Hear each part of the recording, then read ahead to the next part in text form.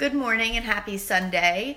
I am being a martyr of sorts by doing this at my son's prompting that he wanted me to video doing Sunday gravy, even though I just woke up and I'm gross. My throat hurts too. I was at the Italian market yesterday. If you guys saw any of my posts celebrating Toludo's 50th anniversary celebration. 50 anni. And I picked up some stuff. So this is what I got. I got some, oh hi.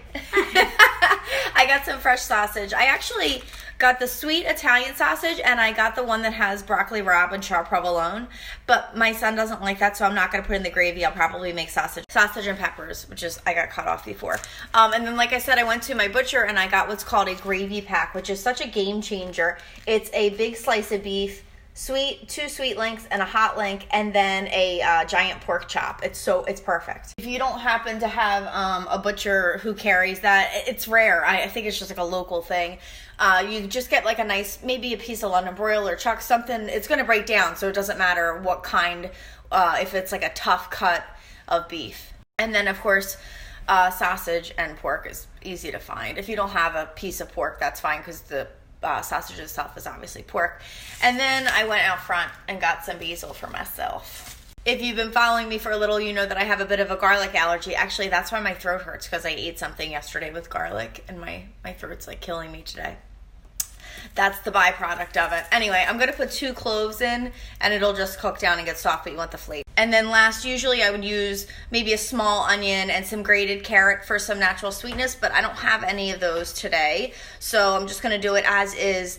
And I'll put a little bit of sugar in there. You taste, it's like a little bit of a metallic taste from the can. So sugar will take that metallic taste away. So I have a can of tomato paste. I have 2 cans of crushed San Marzano tomatoes. I think that these actually have herbs in them, usually that they do. And then I have 1 can of tomato puree. You guys can't see this, but after every take, my son claps.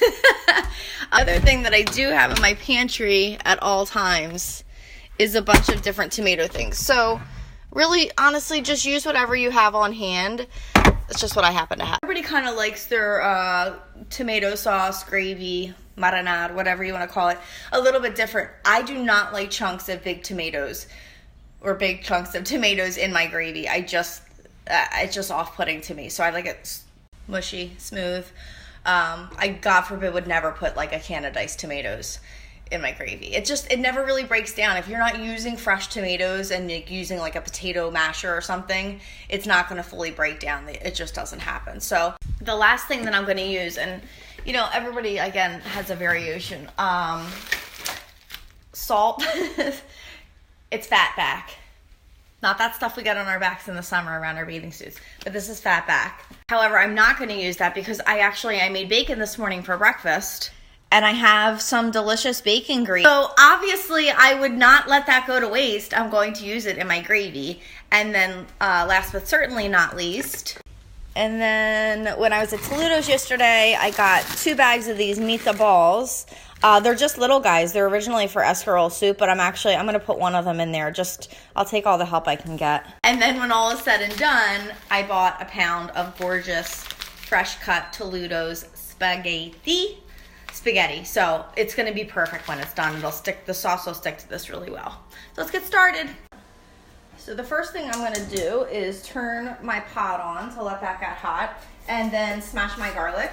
Just take the side of your knife and hit it, and then it'll come right out of the... So I have these, they're both smashed down enough. I don't want chunks of garlic in the gravy. I just want the flavor of the garlic. Now I'm going to take the bacon fat from earlier and pour that in my hot pan. So this is my meat cutting board. I'm just going to cut these in, you know, regular size pieces for sausage.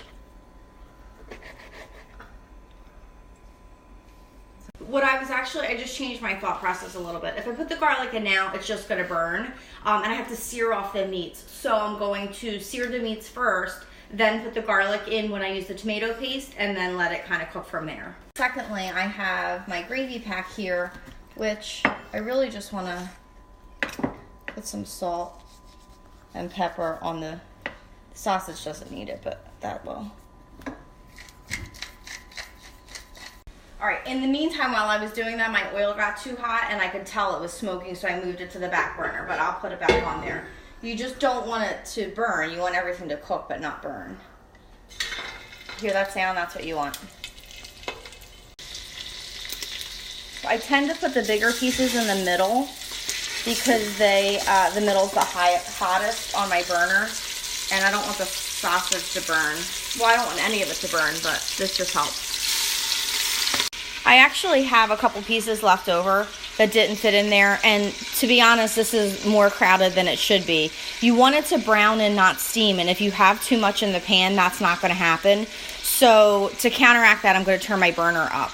I have those in there. I can either plop these in the gravy when it's like heating and it'll just cook normally, it's fine, or I can freeze and I'll have them in my freezer for next time when I make it. I could just defrost them and put them back in the gravy. One of the main reasons I actually am making this today is because last week I went to have pasta, went into my freezer thinking I had a bunch of containers of frozen gravy, and I had nothing left, which is like blasphemous.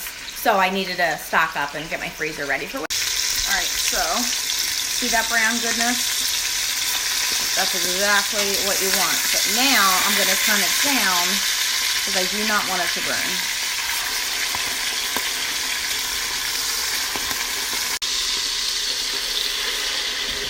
Perfect.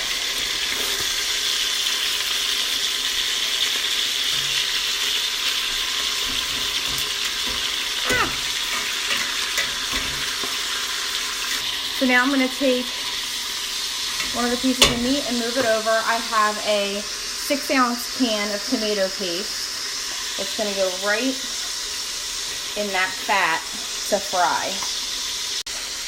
If you just put this in raw and didn't do this extra step of kind of frying it, it would taste really, really metallic-y. So this will develop the flavors as it condenses in the oil.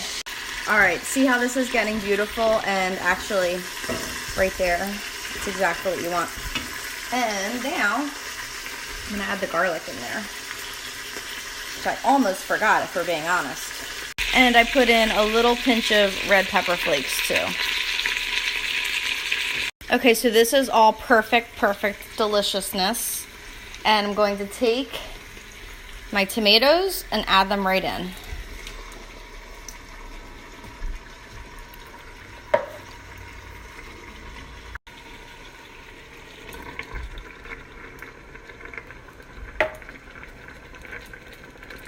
I want to make sure too that this is enough. I actually might be able to do one more can, but I need to rinse each can out with some water.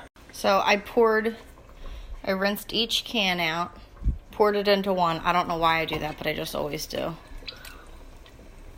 See how thick this is? I might want to add a whole can of water as well. Yeah. So I'm going to add one more can of just water because this is going to concentrate and cook down and get even thicker, and it's already pretty thick now. I'll see if I need the whole can. Let me see. Yep, that was a whole can. That's absolutely perfect. So it was 3 cans plus 1 can of water plus whatever remnants were in there. All right, so now I have all this basil, and I'm really extremely rough chopping it. It's going to wilt down there almost like spinach does when you put it in a pot, so it doesn't need to be anyway specially cut. I'll put that in there.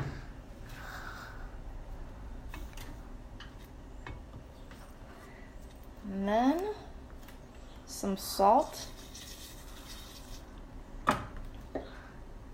Cracked black. And then I have, like I said, just a little bit of sugar. I don't know, this is maybe a tablespoon, just to cut the acidity and also take away the metallic flavor. Let's stir this all together, making sure to scrape the bottom of the pot, because if there's anything, sort of stuck on there, you want that off because that's all flavor. The last thing I have is the Tolutos meatballs. If I had to venture a guess, I would think that these are probably a beef pork veal mixture. I'll verify it with them, and I'm going to plop them right in. Okay, so I'm gonna let that come to a boil now that I have the meatballs in there. It'll boil for, I don't know, a few minutes, 10, 15, 20 if you're crazy. And then I'll reduce it to a simmer, put a lid on it, and let it go like that for hours and hours, all day really. I do want to share with you though that my stove, or I should say my range on top, it runs very, very hot. So I have a variety of burners on the top. Actually two are large, one's medium, and one's small. I really don't want it to burn. So what I'll do is, we're going out in a little bit and I need it to still continue to simmer throughout the day. I'm going to move it from the front burner, which is the highest, biggest burner while we're here, to the back burner, which is much lower, so that it doesn't burn on the bottom since we're not gonna be here. If it burns on the bottom, it stinks. I mean, you really just can't undo that flavor. It's gonna make all the gravy taste like that. So just, kind of keep an eye on it. I was actually thinking even you could maybe put it in the crock pot and just let it go like that all day. And actually, now that I'm thinking about it, we're gonna be gone for quite a while. I don't really love the thought of leaving my gas burner on, so I think I'm gonna transfer it to the crock pot. So you and I will learn together if it works. So change of plans. I'm gonna let it cook on the stovetop for about 30 minutes, boiling and simmering nicely. And then I'm going to transfer it over to the crock pot, let it cook on high while we're gone for the next couple hours. And when I get home, we'll see what we got. So that's the recipe for now, guys. I hope that you liked it. Like I said, later I'm going to toss it with some fresh Toludo's pasta. I bought some Sarcone's bread while I was at the market yesterday as well. And we have our artichokes that I cooked yesterday and fresh locatelli. One final thing, I know that you probably noticed, or maybe you didn't, but I'm telling you now, that I didn't taste it at all for seasoning. There's really no point. The flavors haven't developed at all. Once it's been cooking for a little bit, I'll taste it and see if I need to adjust for salt or maybe more sugar or pepper. All right, guys, thank you again for following along. I love when you give me feedback, questions. I get DMs all the time asking me for suggestions or maybe variations of the recipe that I posted. I really do appreciate it, and I really do respond. So if you want to do my best to respond and get back to you and give you a little, back and forth input. So have a wonderful Sunday. Enjoy it with your family or just by yourself if you need just some me time. I know I do. And I'll see you soon. Bye.